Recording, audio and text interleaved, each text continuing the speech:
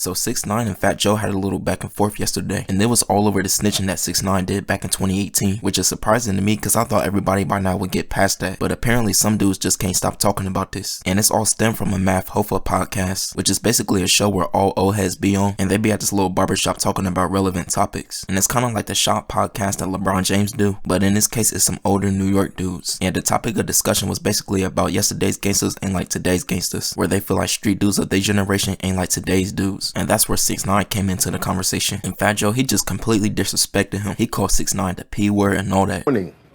Tekashi. Because I saw it when you sat with him. And I was like, Joe is trying to put him on right now. And I'm going to just be honest with you. Damn, you went there? Yeah, I went there. This nigga's a sucker. He's a pussy, a sucker, a bitch. So let me get, okay. Pump another bottle right there. No, I ain't drink. I'm dead sober. Crazy. Talk that talk, man. Yeah. No, I'm dead sober. This dude here, this type of shit this nigga doing, I'm convinced he wanna die. I don't wish it on him or nothing like that, but I'm convinced he's miserable in his body. He can't look in the mirror. Nah, I don't know if he gotta be. A lot of niggas snitch. He just got knocked out. Hey, Joe, I'm not even not. I'm not saying be. not everybody. Some niggas snitch for a living. And snitch, right? Cool, do you or whatever. How did you know that? I don't like the taunting. I try to tell him like what happens. Like, yo, bro, listen. I didn't know if he really did it. I didn't know what was going on. The crazy shit is when I talked to him in that interview. I talked to him off the air, and he lied to me and told me, yo, this is just an image, I'm fronting this and this and that. He told me that in front of Shotty and them niggas. They were standing right there with him. He said, what? Joe, he This is told just me that an he was image. lying. He said image. Yo, Joe, I'm not really doing this. I'm not a gangster. You know, this is all for like promotion. I got it. At that point, I said, so you're not doing nothing because you're going to go to jail if you're really doing stuff. Right. Nah, Joe, I don't do nothing. I'm good. So I'm like, all right. Cool, he's with them. He's standing right next to these niggas. Right. They brought him. Do you not understand?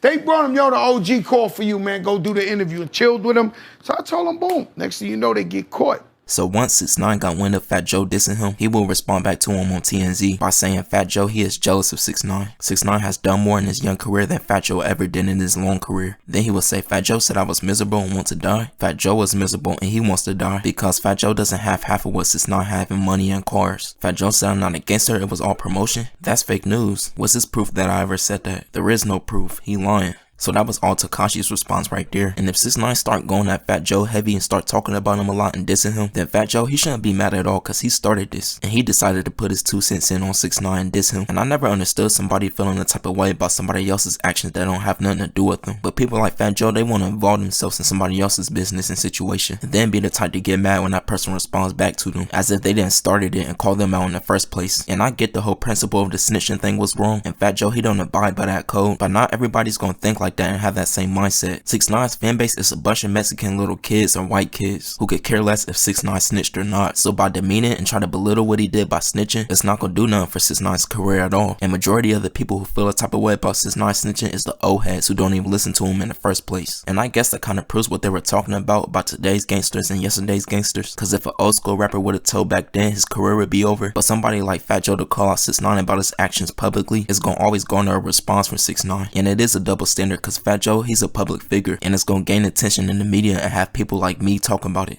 But that's about it, and all I'm really trying to say is people of an older demographic don't hold that much weight to the young generation. And what I mean by that is these kids don't care about what a Fat Joe would say or what a Fat Joe think is right or wrong in the streets. They'll only care if it's relevant or have an impact in today's culture, like a Tekashi 6ix9ine, NBA Youngboy, Lil Durk. So to a lot of younger people, Fat Joe, he just come off as a bitter old dude who's still trying to stay relevant and talk about a controversial figure, when maybe he was just having a genuine conversation about somebody who he felt like did wrong in the streets and didn't have a good sense of moral to other people. But these are my thoughts and opinions on this whole situation right here. Be sure to leave yours in the comment section down below. And who you think was right and wrong in this situation, 6ix9ine or Fat Joe. Make sure you comment your opinion, like the video, and subscribe. Have a nice day.